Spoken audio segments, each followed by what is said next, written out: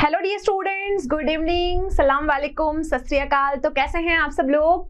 I expect कि सभी लोग बहुत ही अच्छे हैं, बहुत ही मजे में हैं और अच्छे से पढ़ाई कर रहे हैं। तो बच्चों, मैं हूं आपकी रसायन विज्ञान की अध्यापिका क्रीना और कार्बनिक रसायन में क्या पढ़ रहे थे हम पढ़ रहे थे एल्कोहल, फिनोल और ईथर, जो हमारा 11th चैप्टर है राजस्थान बोर्ड केमिस्ट्री का। बच्चों, एल्कोहल, फिनोल और ईथर, मैंने कहा था इस चैप्टर को हम 3 हिस्सों में वर्गीकृत करके पढ़ेंगे। हमने एल्कोहल की इंट्रोडक्शन पार्ट, एल्कोहल का वर्गीकरण, एल्कोहल को बनाने की विधियां, एल्कोहल के भौतिक गुण, एल्कोहल की रासायनिक अभिक्रिया, ये सब हम खत्म कर चुके। फिनोल की बात करूं तो फिनोल का नामकरण, फिनोल को बनाने की विधियां, फिनोल के भौतिक गुणधर्म और फिनोल की रासायनिक अभिक्रिया मैंने आपको पिछले लेक्चर में बताई, जिसमें हमने बहुत सारी नेम रिएक्शंस और क्रिया विधियों के बारे में जाना। एल्कोहल और फिनोल की बातें तो हो गई खत्म। अब बचा इनका तीसरा भाई, कौन? ईथर। ईथर के बारे में हमने सिर्फ उसके इंट्रोडक्शन पार्ट की बात की थी, लेकिन ईथर को हम बनाएंगे कैसे, ईथर के भौतिक गुणधर्म क्या होते हैं और ईथर की रासायनिक अभिक्रियाएं कैसे होती है, ये टॉपिक अभी हमारा बाकी है।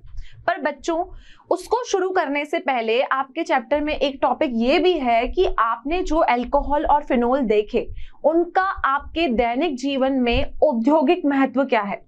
औद्योगिक महत्व का मतलब होता है कि इनका इंडस्ट्रियल एप्लीकेशन कहाँ है, इंडस्ट्री में ये आपको क्या क्या काम में आता है। अब आज हम जो टॉपिक पढ़ेंगे है तो वो बहुत छोटा सा टॉपिक आपकी बुक का, लेकिन हम बुक का कोई भी टॉपिक स्किप नहीं कर सकते, हमें छोटे से छोटे पैराग्राफ को भी स्टडी करना है, क्योंकि एग्जाम में क्वेश्चन कहीं से भी पुटअप हो सकता है। क्लियर? तो आज हम ईथर स्टार्ट नहीं कर रहे हैं, हम एल्कोहल के औद्योगिक महत्व के बारे में जानेंगे कि कौन कौन से एल्कोहल का आपका औद्योगिक महत्व है। क्लियर? तो ये है हमारा लेक्चर नंबर 8। 7th लेक्चर में मैं आपको रासायनिक अभिक्रिया करवा चुकी हूं फिनोल की, तो फिनोल तक का पार्ट हम खत्म कर चुके हैं। क्लियर? चलिए, टॉपिक का नाम है औद्योगिक महत्व के कुछ एल्कोहल। अब औद्योगिक महत्व के कुछ एल्कोहल पढ़ने के साथ साथ इस चैप्टर के हम यहाँ पर कुछ क्वेश्चंस करेंगे, ताकि आपकी प्रैक्टिस हो सके कि हमने जो पिछला पढ़ा है वो हमें क्लियर है या फिर नहीं है। तो बच्चों, औद्योगिक महत्व का मतलब क्या हुआ? औद्योगिक महत्व का मतलब होता है alcohol of industrial importance. Alcohol of industrial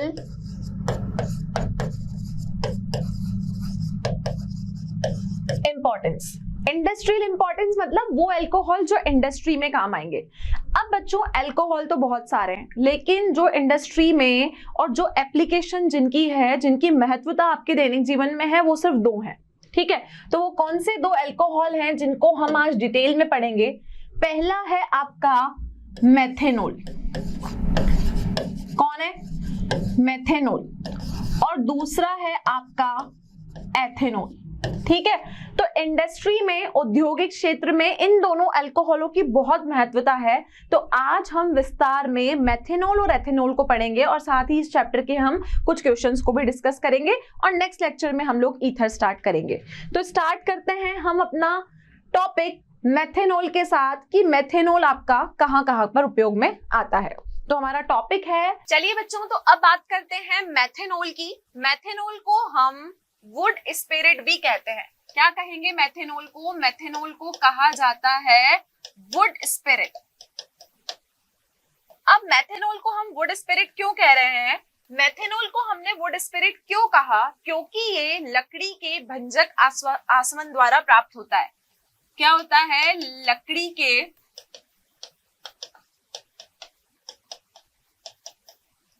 के भंजक आसवन द्वारा प्राप्त होता है।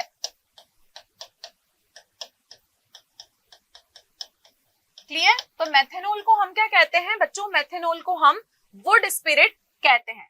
इसके अलावा आप देखोगे कि जो मेथेनॉल का जनरल सूत्र होता है वो CH3OH होता है। क्या होता है? CH3OH मेथेनॉल का जनरल सूत्र है। अब मेथेनॉल जो है उसको हम प्राप्त कैसे करेंगे? तो मेथेनॉल को प्राप्त करने की विधि क्या है? आपको क्या करना है? कार्बन मोनोऑक्साइड का हाइड्रोजनन करना है। क्या करना है? कार्बन मोनोऑक्साइड का हम हाइड्रोजनन करेंगे। ये हाइड्रोजनन हमेशा जिंक ऑक्साइड और Cr2O3 की उपस्थिति में होता है। लेकिन ध्यान क्या रखना है कि जब हम कार्बन मोनोऑक्साइड का हाइड्रोजनन करें जिंक ऑक्साइड Cr2O3 की उपस्थिति में, तो हमें क्या लेना है, यहाँ पर हमको प्रेशर को भी ज्यादा लेना है, उच्च दाब, और हमें टेम्परेचर को भी ज्यादा लेना है, उच्च ताप। तो उच्च ताप पर और उच्च दाब पर जब आप कार्बन मोनोऑक्साइड का हाइड्रोजनन करते हैं जिंक ऑक्साइड और Cr2O3 की उपस्थिति में, टेम्परेचर लेना है हमें 573 से 673 केल्विन और प्रेशर हमको लेना है 200 से 300 एटमॉस्फेयर। तो आप क्या देखोगे कि यहाँ आपको मिलेगा CH3OH, बैलेंस करने के लिए हम यहाँ 2 लगा देते हैं। तो ये प्रोडक्ट क्या हुआ आपका, ये प्रोडक्ट हुआ आपका मिथेनॉल। क्लियर है?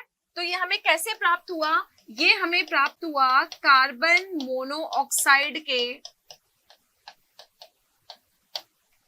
मोनोऑक्साइड के हाइड्रोजनन द्वारा।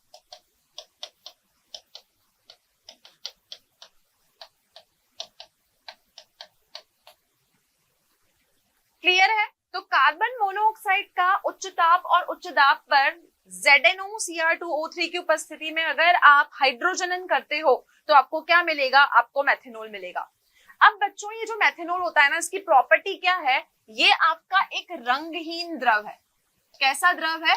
पहली प्रॉपर्टी है कि ये एक आपका रंगहीन द्रव है। दूसरी प्रॉपर्टी ये है कि ये पदार्थ अत्यंत विषैली प्रवृत्ति का है। कैसी प्रवृत्ति का है? विषैली प्रवृत्ति का है। अगर आपने इसका कम मात्रा में भी सेवन किया है तो भी क्या हो सकता है, आंखों का अंधापन इसके कारण हो सकता है, क्योंकि ये बहुत ही ज्यादा पॉइजनस है। क्लियर? इसके अलावा अगर इसकी मात्रा ज्यादा हो गई, अगर हम इसके ज्यादा अमाउंट के कांटेक्ट में आ गए तो किसी भी पर्सन की यहाँ पर डेथ भी हो सकती है, क्योंकि ये बहुत ज्यादा पॉइजनस है। इसके अलावा इसका एक और उपयोग क्या है कि ये जो हमारा मेथेनॉल होता है, ये मेथेनॉल क्या बनाने के काम में आता है, ये आपका फॉर्मल्डिहाइड बनाने के काम में आता है। फॉर्मल्डिहाइड HCHO होता है, जिसको हम एल्डिहाइड वाले चैप्टर में पढ़ेंगे। तो फॉर्मल्डिहाइड को अगर हमें बनाना है तो भी हमें क्या करना पड़ेगा, मेथेनॉल का प्रयोग करना पड़ेगा। तो यहाँ पर हमने सीखा कि मेथेनॉल को हम कैसे बनाएंगे, उसकी प्रॉपर्टीज क्या होती है, और मेथेनॉल से हम क्या आगे और बना सकते हैं। और इंपॉर्टेंट चीज, इसको वुड स्पिरिट कहा जाता है, क्योंकि ये लकड़ी के भंजक आसवन द्वारा आपको प्राप्त होता है। क्लियर है स्टूडेंट्स? चलिए तो हम आगे बढ़ते हैं नेक्स्ट टॉपिक की तरफ। एथेनॉल, क्या नाम है इसका? इसका नाम है एथेनॉल। ठीक है, एथेनॉल। एथेनॉल का मतलब 2 कार्बन, सीधा भी लिख सकते हो C2H5OH, या फिर इसको ऐसे भी लिख सकते हो CH3CH2OH। एथ मतलब 2 कार्बन, ओल मतलब मेरा एल्कोहलिक ग्रुप। तो ये हुआ इसका एथेनॉल का सूत्र। अगर मैं इसके स्ट्रक्चर की बात करूं तो 2 कार्बन है, OH यहाँ लगा है, और बाकी जगह 5 क्या लगा दो, 5 यहाँ पर हाइड्रोजन को लगा दो। तो ये हो गया इसका C2H5OH का स्ट्रक्चर। अब ये एथेनॉल जो है, इसका आपके दैनिक जीवन में औद्योगिक रूप में यहाँ पर इसका क्या महत्व है। तो अब बात है एथेनॉल की। तो बच्चों, एथेनॉल को औद्योगिक स्तर पर किण्वित की प्रक्रिया द्वारा बनाया जाता है। अब ये किण्वित की प्रक्रिया क्या है? पहली चीज, तो अगर आपको एथेनॉल जिसका जनरल सूत्र C2H5 है, उसको औद्योगिक स्तर पर बनाना है। एथेनॉल को औद्योगिक स्तर पर किण्वन, या फिर आप बोल सकते हो किण्वित की विधि द्वारा बनाया जाता है। किण्वित मतलब होता है, इंग्लिश में हम इसको बोलते हैं फर्मेंटेशन प्रोसेस, जिससे आपका अल्कोहल बनता है। कैसे बनाया जाता है इसको किण्वित की विधि द्वारा बनाया जाता है। किण्वन, या फिर हम बोल सकते हैं किण्वित की विधि द्वारा। किण्वित मतलब हो गया फर्मेंटेशन।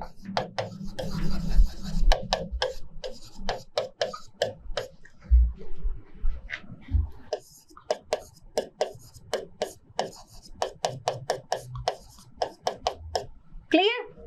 अब ये जानते हो कि आपने अगर अल्कोहल की मैन्युफैक्चरिंग की बात सुनी हो, तो बच्चों अल्कोहल जो है वो हमेशा उन चीजों से बनती है जिसमें शक्कर होती है, शर्करा होती है। अब होता क्या है, ये शर्करा क्या होती है, माल्टोज की फॉर्म में, गन्ने में किसी ना किसी रूप में ये शर्करा पाई जाती है। तो जब इस शर्करा का किसी एंजाइम के साथ किण्वन होता है, किण्वित होता है, किण्वित की अभिक्रिया होती है, तो वो अभिक्रिया होने पर ये आपको देता है ग्लूकोज और फ्रक्टोज, जिसका जनरल सूत्र एक जैसा होता है।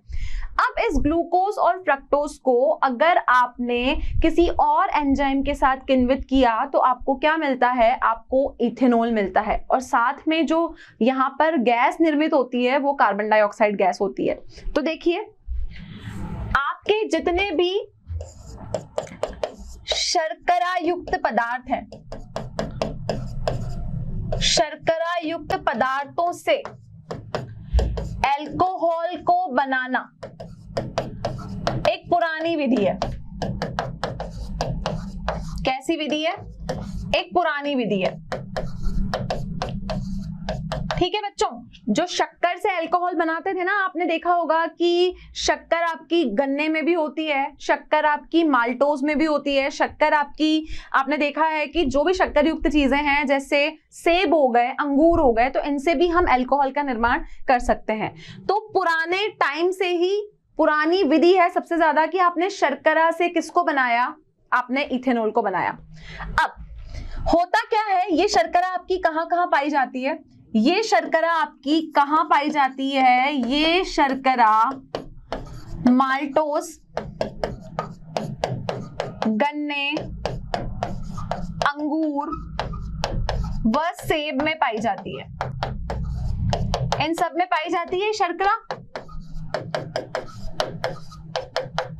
ठीक है, अब बच्चों होता क्या है, शक्कर का जनरल सूत्र होता है C12H22O11। अगर आपने छोटी क्लास में पढ़ा हो, ये आपका शक्कर का जनरल सूत्र है, C12H22O11। ठीक है, ये शक्कर का सूत्र है। किसका सूत्र है, शर्करा का। अब मैंने बोला कि इस शर्करा का मुझे किण्वन करवाना है, किण्वित विधि, फर्मेंटेशन विधि मुझे इसके ऊपर करवानी है, लेकिन किस एंजाइम की उपस्थिति में करवानी है, उस एंजाइम का नाम है इन्वर्टेज।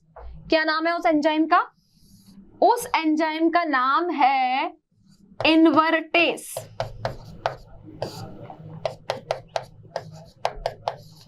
अगर इस शक्कर को आप इन्वर्टेज एंजाइम की उपस्थिति में किण्वित करवाते हो तो ये आपकी टूट जाती है ग्लूकोज और फ्रक्टोज में, जिसका जनरल सूत्र जो है वो एक समान है। तो वो किसमें टूट गई, C6H12O6, C6, यहां भी बना C6H12O6। ये कहलाता है आपका ग्लूकोज। ठीक है, और ये कहलाता है बच्चों आपका फ्रक्टोज।